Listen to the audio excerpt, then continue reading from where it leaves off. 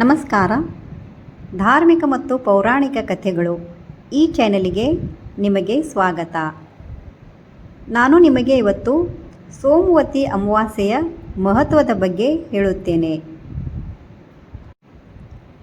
ಅನೇಕ ವರ್ಷಗಳ ನಂತರ ಈ ವರ್ಷ ಅಧಿಕ ಮಾಸದಲ್ಲಿ ಈ ಸೋಮವತಿ ಅಮಾವಾಸ್ಯೆ ಬಂದಿದೆ. ಆದುದರಿಂದ ಶ್ರೀ ವಿಷ್ಣು ಮತ್ತು ಶಿವದೇವರ ಪೂಜೆ ಮಾಡಲಾಗುತ್ತದೆ. ಅಮಾವಾಸ್ಯೆ ಎಂದರೆ ಚಂದ್ರನು ಸಂಪೂರ್ಣವಾಗಿ ಕಾಣದ ದಿನ.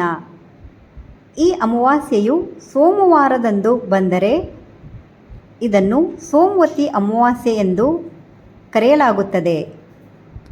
ಸೋಮ ಎಂದರೆ ಚಂದ್ರನು. ಈ ಅಮಾವಾಸ್ಯೆಗೆ ವಿಶೇಷ ಮಹತ್ವವಿದೆ. ಸೋಮವತಿ ಅಮಾವಾಸ್ಯೆಯ ಧಾರ್ಮಿಕ ಮಹತ್ವಗಳು ನೋಡೋಣ. ಸೋಮವಾರವು ಶಿವನಿಗೆ ಪ್ರಿಯವಾದ ದಿನವಾಗಿದೆ. ಆದುದರಿಂದ ಬೆಳಿಗ್ಗೆ ಬೇಗ ಎದ್ದು ಸ್ನಾನ ಮಾಡಿ ಶುದ್ಧ ವಸ್ತ್ರ ಧರಿಸಬೇಕು. ಮನೆಯಲ್ಲಿ ಅಥವಾ ದೇವಸ್ಥಾನದಲ್ಲಿ ಶಿವಲಿಂಗಕ್ಕೆ ಅಭಿಷೇಕ ಮಾಡಬೇಕು. ಅಭಿಷೇಕದಲ್ಲಿ ನೀರು, ಹಾಲು, ಮೊಸರು, ಜೇನುತುಪ್ಪ ಇದರಿಂದ ಅಭಿಷೇಕ ಮಾಡಲಾಗುತ್ತದೆ.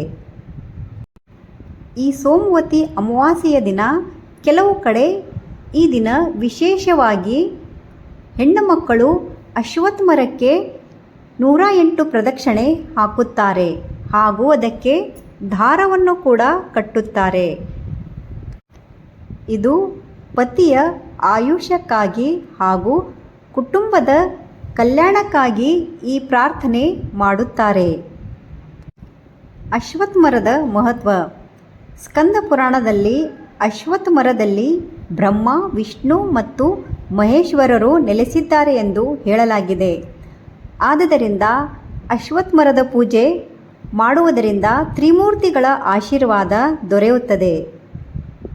ಹಾಗೂ ಈ ಅಮಾವಾಸ್ಯೆಯ ದಿನ ವಿಶೇಷವಾಗಿ ಪಿತೃಗಳಿಗೆ ತರ್ಪಣ ಬಿಡಲಾಗುತ್ತದೆ. ಪಿತೃದೇವತೆಗಳ ಆಶೀರ್ವಾದ ಪಡೆಯಲು ಕೂಡ ಈ ದಿನ ಬಹಳ ಮುಖ್ಯವಾಗಿದೆ.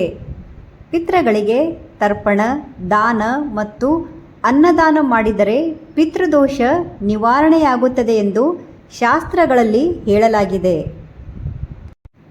ಈ ದಿನ ವಿಶೇಷವಾಗಿ ಶಿವನ ಆರಾಧನೆ.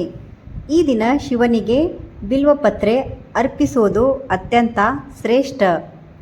ಮಹಾಮೃತ್ಯುಂಜಯ ಮಂತ್ರ ಜಪ ಮಾಡಿದರೆ ಆಯುಷ್ಯ, ಆರೋಗ್ಯ ಮತ್ತು ರೋಗ ನಿವಾರಣೆಯಾಗುತ್ತದೆ. ಸೋಮವತಿ ಅಮಾವಾಸ್ಯೆಯಂದು ದಾನ ಮಾಡುವುದಕ್ಕೆ ಬಹಳ ಮಹತ್ವವಿದೆ. ಈ ದಿನ ವಸ್ತ್ರದಾನ, ಎಳ್ಳಿನ ದಾನ, ಹಣ್ಣುಗಳ ದಾನ ಈ ದಾನಗಳು ಮಾಡಿದರೆ ಪುಣ್ಯ ದೊರೆಯುತ್ತದೆ ಹಾಗೂ ಇದರಿಂದ ಪಿತೃದೇವತೆಗಳು ಸಂತುಷ್ಟರಾಗಿ ಆಶೀರ್ವಾದ ಮಾಡುತ್ತಾರೆ ಎಂದು ನಂಬಲಾಗಿದೆ. ಸೋಮವತಿ ಅಮಾವಾಸ್ಯೆ ಪೂರ್ವಜರನ್ನು ಸ್ಮರಿಸಿ ದೇವರ ಆರಾಧನೆ ಮಾಡಿದರೆ ಜೀವನದಲ್ಲಿ ಸುಖ, ಶಾಂತಿ ಮತ್ತು ಸಮೃದ್ಧಿ ನೆಲೆಸುತ್ತದೆ.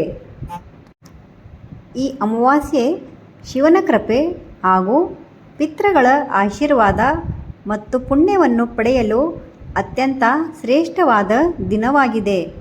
ಈ ಪವಿತ್ರ ದಿನದಲ್ಲಿ ಸ್ನಾನ, ದಾನ, ಜಪ, ತಪ, ಪೂಜೆ ಮತ್ತು ಸೇವೆ ಮಾಡಿದರೆ ಅನೇಕ ಜನ್ಮಗಳ ಪಾಪಗಳು ನಿವಾರಣೆಯಾಗುತ್ತದೆ ಎಂದು ಶಾಸ್ತ್ರಗಳು ತಿಳಿಸುತ್ತವೆ. ಸೋಮವತಿ ಅಮಾವಾಸ್ಯೆಯ ವ್ರತದ ಫಲಗಳು. ಪಾಪಗಳ ನಿವಾರಣೆ, ಪಿತೃದೋಷ ನಿವಾರಣೆ, ಕುಟುಂಬದಲ್ಲಿ ಸುಖ ಶಾಂತಿ, ಆರೋಗ್ಯ ವೃದ್ಧಿ, ದಾಂಪತ್ಯ ಜೀವನದಲ್ಲಿ ಸಂತೋಷ ಹಾಗೂ ಶಿವನ ಕೃಪೆ. ಈ ಎಲ್ಲ ಫಲಗಳು ದೊರೆಯುತ್ತವೆ ಎಂದು ಪುರಾಣಗಳು ತಿಳಿಸುತ್ತವೆ. ಧನ್ಯವಾದ.